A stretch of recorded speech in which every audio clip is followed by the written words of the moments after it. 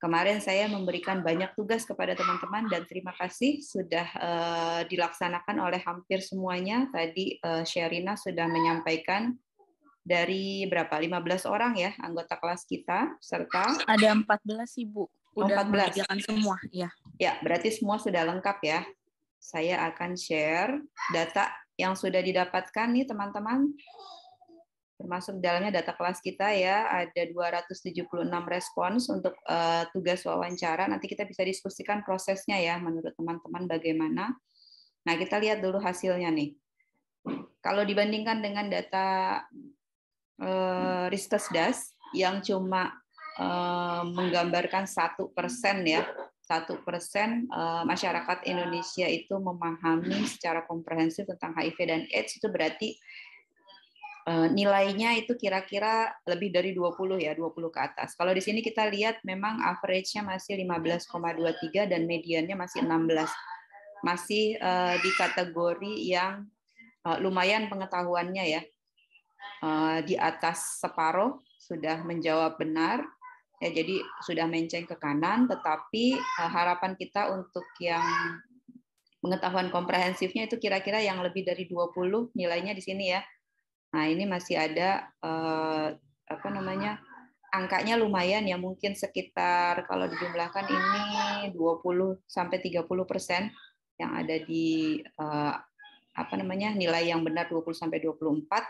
Tetapi tentu saja kalau kita melihat secara keseluruhan masih banyak yang pengetahuannya masih kurang memadai ya.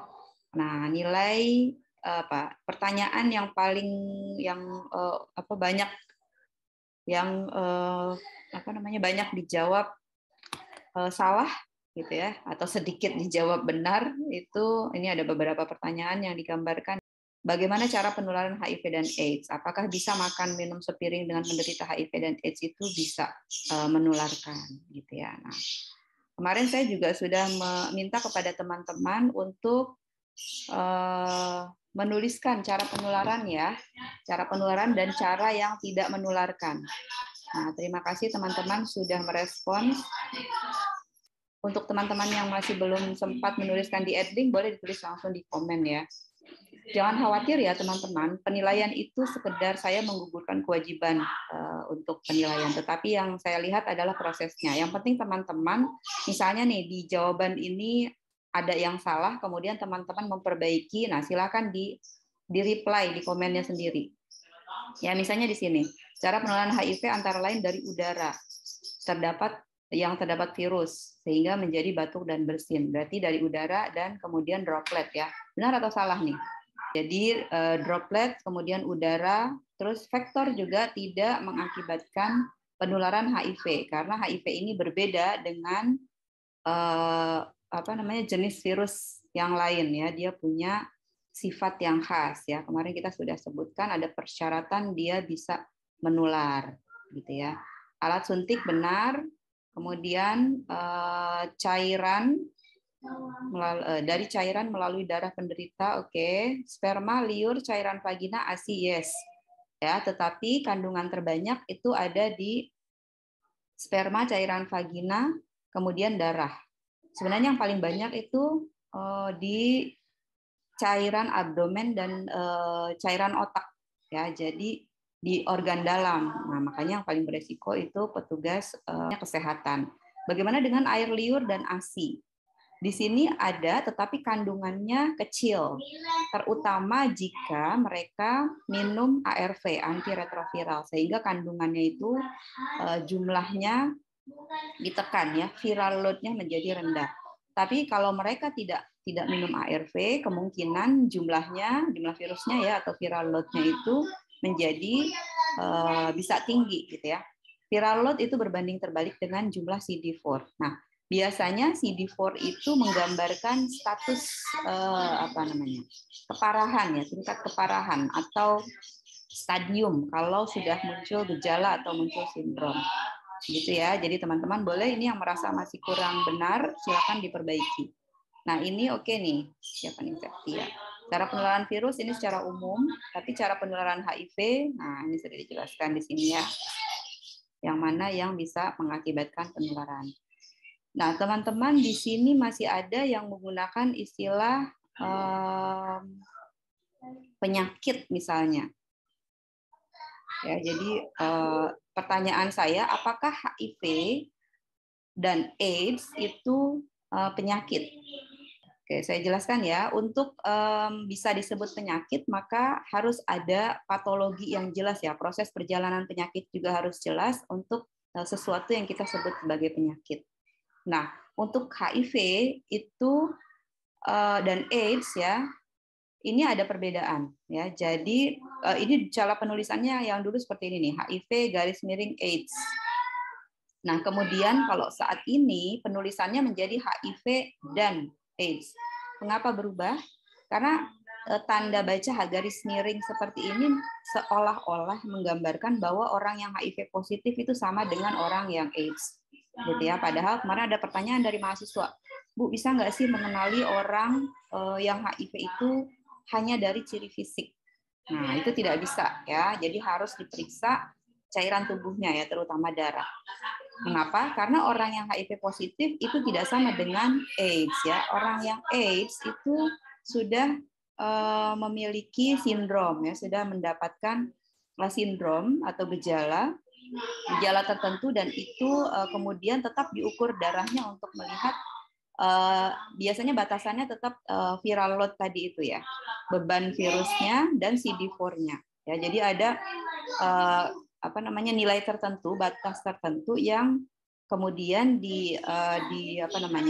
dijadikan dasar untuk penggolongan tadi, stadium 1, 2, 3 atau 4 gitu ya. Misalnya kalau CD4-nya waktu itu saya pernah bertemu dengan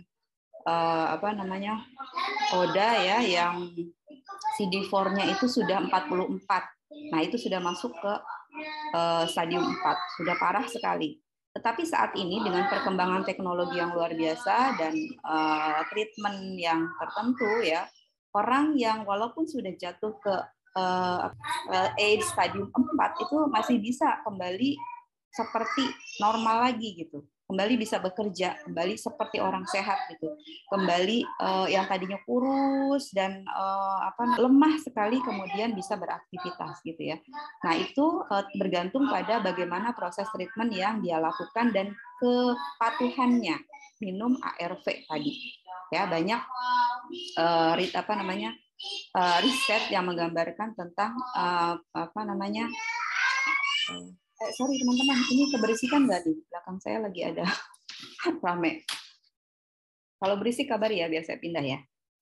Oke, saya lanjutkan. Jadi terjadi perubahan penandaan seperti itu untuk menggambarkan bahwa orang yang HIV positif itu tidak sama dengan AIDS gitu ya. Nah, kemudian saat ini juga diupayakan supaya tidak terjadi diskriminasi, karena kalau terjadi kesalahan persepsi maka orang yang misalnya diketahui di suatu tempat ada teman kerja atau teman sekolah yang HIV atau mungkin orang tuanya yang HIV, maka kemudian satu keluarga dikucilkan misalnya gitu. Nah, diharapkan supaya tidak terjadi hal-hal demikian gitu ya. Jadi saat ini penggunaan istilahnya dibedakan atau penulisannya. Dan HIV dan AIDS itu bukan penyakit karena riwayat alamiahnya itu tidak sama pada setiap orang ya, berbeda. Ya, tadi tuh bergantung pada kemampuan seseorang untuk coping terhadap virus yang dia miliki ya di dalam badannya dan kepatuhan dia untuk minum ARV ya. Nah, di sini teman-teman sudah banyak menyampaikan, sebagian besar itu saya lihat sudah menjawab dengan benar ya, tinggal menyesuaikan mana yang masih kurang tepat ya, tinggal disesuaikan. Nah, kemudian, nah ini contoh nih, kemarin artikel yang saya perlihatkan ya, penggunaan kata seperti ini ya, pengalaman penderita HIV pada LSL ya. Ini sebenarnya artikelnya dituliskan bersama-sama oleh kami ya. Nah, kalau teman-teman mau kritis, sebenarnya di sini juga masih ada kesalahan ya. Biasanya orang HIV itu tidak disebut sebagai penderita atau pasien gitu ya. Seperti tadi ya, mereka itu HIV positif saja disebutnya gitu. Jadi biasanya penggunaan istilahnya itu orang dengan HIV atau ODIF. Atau kalau sudah digabungkan dengan yang AIDS berarti ODA, orang dengan HIV atau AIDS gitu ya. Apa namanya, kalau di dalam bahasa Inggris juga diterjemahkannya seperti itu ya, people living with HIV or people living with HIV and AIDS gitu ya. Nah, kemudian penggunaan kata pada lelaki suka lelaki ini maksudnya apa namanya, pada komunitas tertentu gitu ya. Ya, jadi teman-teman mungkin kalau ini karena digunakan untuk judul, maka kita cari istilah yang ringkas gitu, karena untuk judul artikel itu biasanya kan dibatasi ya jumlah katanya gitu ya.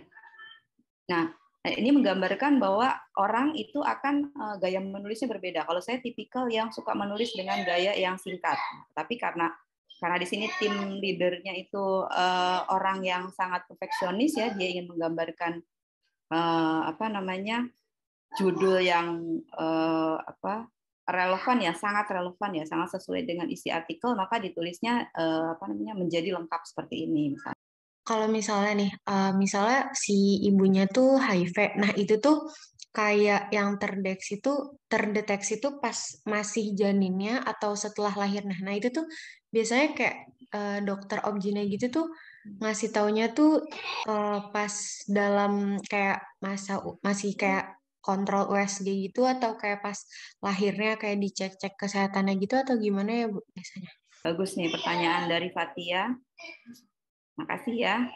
Ini penting ya buat teman-teman. Ada yang sudah menikah belum di sini? Saya kok suka nanya gitu ya sama teman. Sem, Bu. Udah, Sem. Revo sudah menikah? Sem, Bu. Sem. Udah Bu, Revo udah nikah Bu. Sem. Sem, Kak, jangan nunjuk orang lain. Aku aja. Gija, Bu. Emang nih Gija, Bu. Oke. Baik, teman-teman. Saya gambarkan dulu ya. Di Indonesia ini awal-awal bertemunya banyak kasus tiba-tiba sudah ketahuan AIDS gitu ya, sudah masuk ke sindrom. Jadi ketahuannya itu misalnya tadi tuh anak balita atau bayi yang sakit ketika diobati gitu ya, dikasih obat di layanan kesehatan seperti sembuh, tapi kemudian beberapa saat kemudian datang lagi dengan penyakit yang sama atau penyakit berbeda, jadi berulang. Nah, kemudian akhirnya diperiksa darah dan kemudian ditemukan bahwa si anak atau si bayi ini ternyata HIV positif, gitu ya. Kemudian kalau si anak atau bayi ditemukan HIV positif, maka dipikirkan ya dapat dari mana nih anak, gitu, terjadi pertukaran cairan tubuhnya dari mana ya? Yang paling dekat berarti dari kemungkinan besar dari ibu pada saat proses menyusui atau persalinan, gitu ya, atau mungkin transplasental pada saat sedang hamil. Maka ibunya diperiksa. Ketika ibunya misalnya ditemukan positif juga, nah dicari lagi, ditelusuri lagi. Nah itu namanya tracing ya. Kita tracing seseorang ini kalau ada kasus ya infeksi yang menular seperti ini, maka dicari ini dia dapatnya dari mana ya. Maka kemudian ada, kalau untuk ibu hamil sampai saat ini masih ada programnya, itu PMTCT, Prevention Mother to Child Infection. Jadi untuk ibu hamil itu selalu diperiksa HIV-nya, status HIV-nya, periksa darah. Ya harusnya. Terutama pada apa namanya, lokasi yang kasus ya. Ada, saya punya senior itu jadi bidan di daerah Jakarta Barat ya, di Tambora. Teman-teman mungkin tahu ya, wilayah yang sangat padat penduduk dan sangat tinggi kasus. Macam-macam kasusnya, ada nafza, ada melahirkan, kehamilan remaja gitu ya, kemudian kehamilan yang banyak pekerja seks gitu ya, banyak kehamilan yang tidak ada suami dan sebagainya gitu ya. Nah di situ dia udah pasti tuh periksa status HIV-nya. Nah, di tempat lain juga harusnya seperti itu. Di puskesmas juga demikian. Jadi ada program seperti itu. Dan itu diperiksakan gratis untuk pemeriksaan HIV-nya. Di Jakarta itu seluruh sebelum orang menikah itu diperiksa juga. Jadi calon pengantin itu diperiksa juga. Jadi jangan sampai nanti setelah berkeluarga gitu ya, baru ketahuan gitu. Nah, itu diharapkan supaya masing-masing pihak itu bisa siap mentalnya ya. Bukan hanya mental, bukan hanya fisik gitu ya, mental, tapi juga kesehatannya secara komprehensif diperiksa gitu. Jadi kapan bisa ditemukan? Ya bisa kapanpun, ya. Tetapi semakin awal ditemukan kasusnya, maka akan semakin harusnya ya semakin mudah untuk diintervensi gitu. Jangan sampai nunggu udah kayak tadi, udah sakit bolak-balik gitu ya. Kemudian ditelusuri, oh ternyata misalnya ibunya juga positif, kemudian ditanya lagi ibu dapat dari mana? Biasanya sih kalau dulu kasusnya ya dari suaminya itu apa? Misalnya apakah faktor resikonya itu dari apa namanya aktivitas seksualnya atau dari misalnya pengguna narkoba suntik misalnya gitu ya. Kalau penasun kan tidak harus suaminya ya, si ibu sendiri juga mungkin kalau dia penasun maka dia beresiko tinggi untuk HIV positif misalnya gitu. Ya, jadi jangan sampai ketemunya itu sudah di kondisi yang parah ya. Kita selalu belajar untuk screening. Nah, kalau sekarang dalam situasi yang apa namanya era digitalisasi ya, kemudian pergaulan dan tata nilai yang dianut oleh masyarakat sudah sangat banyak berubah ya. Kemarin kita diskusi juga tentang budaya ya, tentang tradisi, kemudian perubahan nilai misalnya ya. Kalau sekarang anak saya yang SMA saja itu sudah bisa mengidentifikasi. Liburan kemarin ya datang ke rumah, kemudian dia bilang, teman kakak ada yang mendukung LGBT. Dia bilang begitu. Ya, jadi di SMA itu sudah kelihatan. Bahkan kalau di apa namanya di beberapa puskesmas yang kami datangi itu kasusnya kalau anak perempuan yang lesbi itu dia startnya di SMP biasanya. Sama yang LSL itu juga biasanya di sekitar SMP. Dia sudah bisa mengidentifikasi seperti itu. Nah, kemudian nanti di SMA perilaku itu akan menguat atau orientasi seksualnya menjadi menguat gitu. Maka kemudian faktor resiko itu harus diidentifikasi lebih awal. Itu sebabnya saya dan Bu Misna kemarin ketika diskusi kita sepakati untuk pengetahuan HIV ini diminta untuk diwawancara kepada peserta didik yang masih di SMP dan SMA.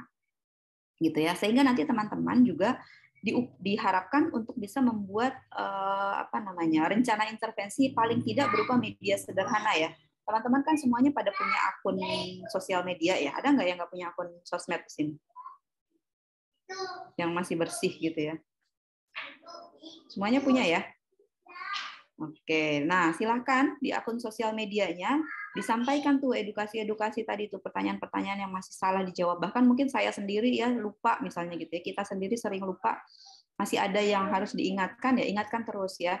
Mana yang berpotensi menularkan, bagaimana cara pencegahannya dan seterusnya. Jadi kita melakukan edukasinya terus-menerus dan semakin awal gitu, semakin dini. Jangan menunggu sudah hamil, sudah menikah misalnya gitu. Nah, kemudian ada lagi tuh apa namanya subject to discuss nih. Dulu saya itu ingin sekali mencari meriset ya atau diskusi tentang protokol menyusui pada ibu dengan HIV ya. Terakhir yang saya dapatkan informasinya itu kalau sebelumnya itu disarankan untuk tidak memberikan ASI supaya tidak terjadi penularan, tapi pada terakhir yang saya baca itu protokolnya tetap dianjurkan untuk negara-negara dengan kondisi lingkungan ya sanitasi yang buruk gitu ya. Misalnya kalau di kita nih di Indonesia situasi sanitasinya seperti apa? Di Tangsel misalnya, salah satu permasalahannya adalah masih banyak tuh BABS ya, BABS, buang air besar sembarangan. Berarti resiko tinggi airnya itu tercemar, airnya itu apa namanya bisa mengandung terkontaminasi berbagai bahan gitu ya berbahaya, termasuk di dalamnya mikrobiologi gitu kan, virus dan bakteri dan seterusnya. Sehingga dikhawatirkan kalau bayi dikasih susu formula, maka dia malah mendapatkan ancaman dari alat-alat minum susunya tadi dan mungkin dari susunya, dari airnya gitu ya, yang malah mengakibatkan dia bisa diare. Bisa kalau udah jelas nih kalau bayi kurang dari 6 tahun itu berbagai riset menunjukkan bahwa saluran pencernaannya itu menjadi rentan gitu ya. Orang-orang yang ketika dewasa itu mengalami masalah pencernaan itu biasanya tidak ASI eksklusif sampai 6 bulan. Walaupun di negara tertentu juga itu didiskon ya, jadi 4 bulan saja. Karena kalau itu kaitannya dengan status gizi ibu. gitu ya. Kalau di Indonesia mungkin ya itu ya double burden ya. Kalau kondisi ibu yang gizinya cukup bahkan lebih ya harusnya sih sampai 6 bulan. Tapi untuk yang ibu yang masih gizi kurang bahkan buruk, yaitu sampai ke bulan keempat. Nanti ada treatment lagi untuk bayinya, Kak. Jangan sampai mereka mengalami gizi buruk dan stunting ya kalau sekarang yang terkenal ya programnya di Indonesia. Kira-kira demikian. Sehingga untuk ibu yang HIV ya, orang ibu yang HIV positif kemudian dia melahirkan, sepanjang dia minum ARV itu kan jumlah virusnya ditekan. Nah, karena jumlah virusnya sangat kecil sehingga dia tidak terdeteksi. Sehingga ketika bayinya dilahirkan ya, baik seksio maupun pervaginam itu bisa dicek darahnya, dan kemudian kalau dia tidak terdeteksi maka dalam periode tertentu ya 6 bulan atau 1 tahun kemudian dicek lagi, dan kalau dia tidak terdeteksi dia dianggap clean, dianggap non reaktif gitu ya. Sepanjang si ibunya tadi itu rutin minum ARV. Nah, kalau misalnya anaknya terdeteksi baru diberikan lagi ARV kepada anaknya tadi atau bayinya tadi gitu. Nah, sehingga untuk ASI pada ibu yang jumlah virusnya itu tidak terdeteksi itu tetap direkomendasikan untuk memberikan ASI gitu. Jadi jangan gara-gara tidak diberikan ASI kemudian dikasih sufor dan kemudian malah sakit gara-gara minum sufor tadi gitu. Nah, sepanjang pemberian ASI-nya itu konsisten, tidak diberikan zat lain selain ASI, nah itu bisa diteruskan sampai tadi tuh 4 bulan atau 6 bulan tadi. Tetapi kalau sebelum waktu untuk ASI eksklusif tadi ternyata diberikan makanan lain kepada bayi, maka seketika itu juga ASI tidak lagi diberikan oleh ibu yang tadi HIV. Mengapa? Karena sekali si bayi itu kurang dari 6 bulan mendapatkan makanan selain dari ASI ibunya, maka terjadi resiko iritasi pada saluran pencernaannya. Ya, iritasi itu mengakibatkan perlukaan, luka ya, luka terbuka. Nah, kalau luka berarti prasyarat untuk penularan ada tuh, exit enter ya. Ada luka terbuka berarti kemungkinan terjadi pertukaran cairan. Walaupun jumlah virus di ASI tidak terdeteksi, tapi mungkin tetap ada, sehingga kalau memang demikian terjadi maka ibu harus menghentikan pemberian ASI-nya. Silakan cari donor atau ya sudah berikan MPASI. Jadi bukan lagi makanan pendamping, tapi ASI-nya memang dihentikan. Ya langsung diganti dengan susu formula atau makanan yang lain. Itu resikonya. Ya. Maka untuk ibu-ibu yang HIV positif, maka treatmentnya harus sangat sangat ketat gitu ya, supaya si bayinya itu aman. Demikian ya. Siapa tadi, Fariska yang tanya ya? Aku, Ibu.